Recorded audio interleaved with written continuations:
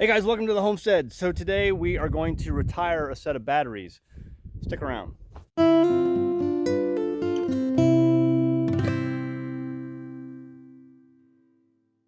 So it's been about 6 years, a little over 6 years. I think we've been running these batteries. Wouldn't you say about 6 years? Yeah, a little over 6. A little over 6. They have lasted well past their manufacturer's time for an non-controlled environment, non-climate controlled environment. And so we basically have these 4 AGM batteries, Rolls AGMs, and they were put in about a little over 6 years ago in a non-climate controlled environment, sitting out here in this box with the rain off of them, obviously. But the manufacturer estimates anywhere between 3 and 5 years for a lifespan for batteries like this in a non-climate controlled environment. So they've lasted well beyond that age. And I've told people in all the solar videos I've done almost that it really benefits you to get a battery lifesaver for your system, because you're going to really lengthen the life of your batteries. And there are a lot of people out there who think it's a bunch of nonsense, but the reviews for this product speak for themselves. That is this little guy right here. This is the battery lifesaver. It's a 24 volt because we're running a 24 volt system. The sticker is about ready to fall off of it. And this just hooks up to the batteries, the positive and negative on each end of your battery bank. And what this does, it sends pulses through your batteries to continually take away the crystals off the plates of your batteries and put them back into electrolytes.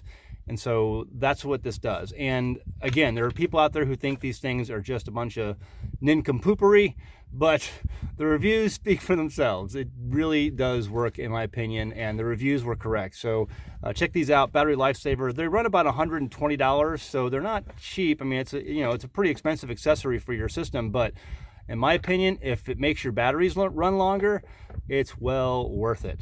So what we have in here is the Midnight Solar. It's called the Kid. That is going to be set aside. We won't use that for the next system.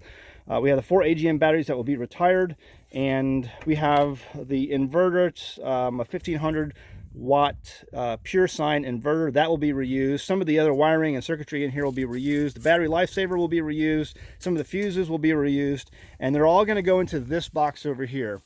Where we have the new AGM batteries. These are 125 amp hour batteries, 12 volts, and they're going to be wired in a 24 volt configuration. So we're going to wire that up today, and then we're going to put all the components in the box, get it turned on, hook the solar panels up, and then we will be off to the races. Now, one last piece to this puzzle will be the solar panels. We'll go ahead and add probably 2 more panels to this, but that'll be later. That'll be a later project. But for now, just getting the system kicked over and so that it actually works for the house is what today's project will be.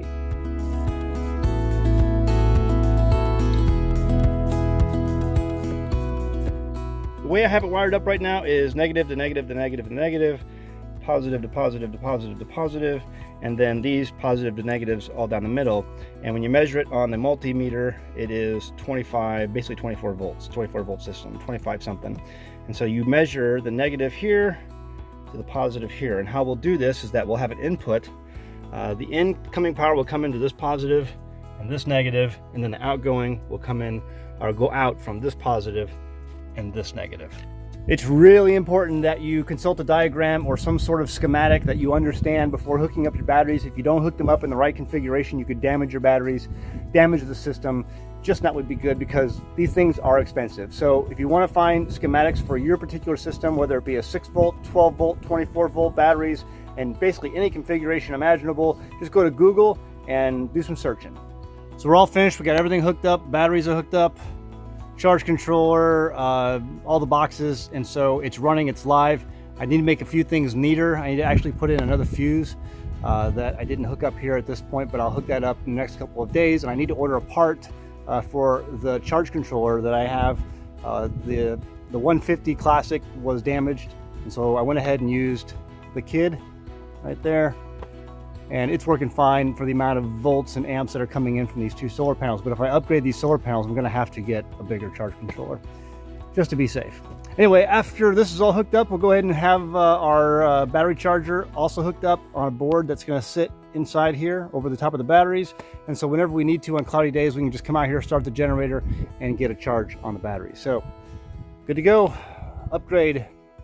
You know, I've made videos about solar power in the past, and what I've told people is that it saves you an awful lot of money. For instance, we haven't had an electric bill in over 6 years now, and that's great. But on days like we've had recently, where we go almost a week or more, maybe or less, without sunshine, you're running up the gas bill because you're buying gasoline for the generator and you are paying to have those batteries charged when the sun doesn't do its job or can't do its job. So because the sun doesn't go anywhere, it's just the clouds are covering everything. So you're just not getting as much power, not enough power to keep those batteries healthy. So you have to go out and run that generator. So you are paying for money along, you are paying for electricity along the way, especially more so in the wintertime. In the summertime, it's really not a problem. But overall, you are saving a lot of money in the long run by doing a solar setup, if you reduce the amount of consumption that a normal American household would normally use for electricity. So there's some solar upgrades for you. I had a good time doing that. Really excited about that, with the possibilities of different things in the future that will allow us to do. But also, today we're doing something special. Let's show you what else I'm doing.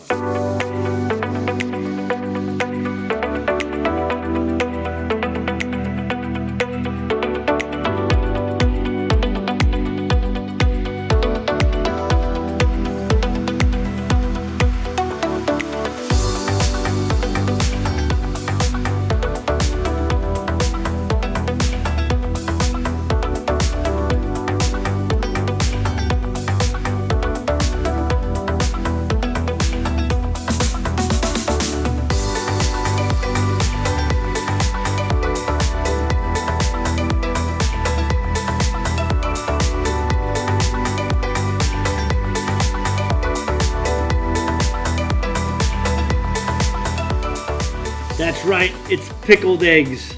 And so here's what we got. A full jar, half gallon of pickled eggs. My kids love this stuff. It's amazing. Look at that. I'll give you some close-ups later. But so the pickled eggs are something that my home loves to have, especially when we come into those times of the year where we have so many eggs that the chickens are laying. There are many times of the year where we're not getting hardly any eggs, or very few eggs at a time. But right now, we're getting lots of eggs. And so what do you do with those? You can give them away, friends and family. You might be able to sell them, although most people will not pay what farm-raised eggs actually cost. They want the cheap eggs that they buy at the store. That's just the reality of the matter. So what can you do with those eggs to preserve them? Pickled eggs. Now, there's lots of different egg methods and preservation methods you'll find online, but this is my favorite. And we tried different recipes. Really, you can make this however you want to, because the main preservative ingredient is going to be the vinegar. So this is filled up completely to the top with vinegar over the top of the eggs inside here. And then I've added as I've added the vinegar, I've added different ingredients. And this time I chose a different set of ingredients I've never tried before. So I have this habanero pepper sauce, very spicy. I have some red pepper flakes, also giving it a good amount of kick. And then smoked paprika. There is a place in town where we go to buy our ingredients or herbs and spices in bulk, and it's a lot cheaper, and they offer smoked paprika. If you've never tried smoked paprika, it is awesome, and it smells so good in the jar. So I added all of these ingredients to this time, plus about 3 cloves of garlic chopped up into big chunks and thrown throughout this jar. So you have garlic, you have the vinegar, you have the red pepper flakes, the habanero sauce, and the smoked paprika. And I think that's going to be an amazing flavor when it's done. Now, how long does it take? It takes about 2 months, 8 weeks. You let this sit. It doesn't need to be refrigerated. I just put it in the pantry, in the cold, dark pantry, and let it sit there. It doesn't need to be cold and dark. It's just what it is. It's a pantry. And so you leave it in the pantry for about 8 weeks, and then after 8 weeks, 2 months, you pull it out, and they're ready to go. Now, last year what we tried was, I believe it was a bay leaf, fresh jalapenos from the garden, and garlic. So a lot of jalapenos in here. It made them really spicy. My kids still loved it. This might be a little less spicy, I think, because those jalapenos we pulled out were really spicy out of the garden last year. Okay guys, so these are my 2 boys. They just came in from outside, And what do you guys think about pickled eggs? You like them? I love pickled eggs. Love pickled eggs. I hate them. He does not. He eats them. He eats pickled eggs. I hate You you like pickled eggs. You eat pickled eggs last time? I hate them. How many of those pickled eggs did you eat last time? One. You can put any ingredient in here that you like, that you want, okay? If you can make your eggs will take on whatever flavor you feed to them inside the jar. Again, 8 weeks and they're ready to go. All right, guys, what do you say? See you next time.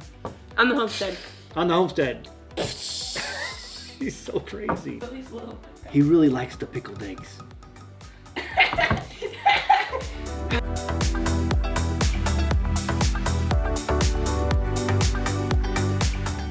Hey guys, I'm happy to introduce an American Homestead sponsor, Zervita ZEAL.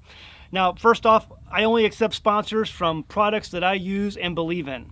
My family uses ZEAL mainly because we want to ensure a healthy immune system.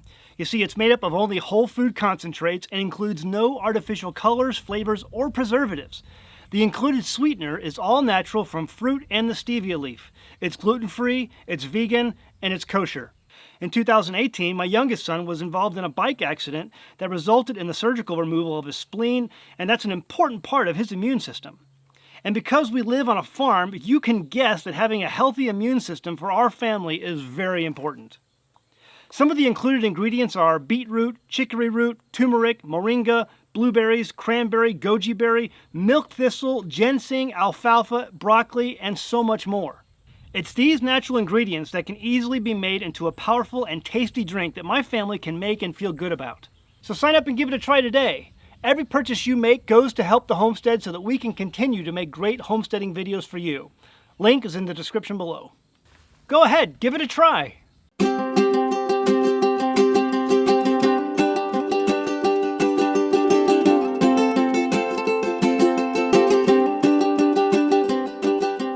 Hey guys, did you know you can become a patron of an American Homestead? They get access to private videos, and we send them gifts from the homestead that we make here on the homestead. And we also enter our patrons into special giveaways that are only available to them. And before you go, please check out these other great videos. Go ahead, click. I'll wait.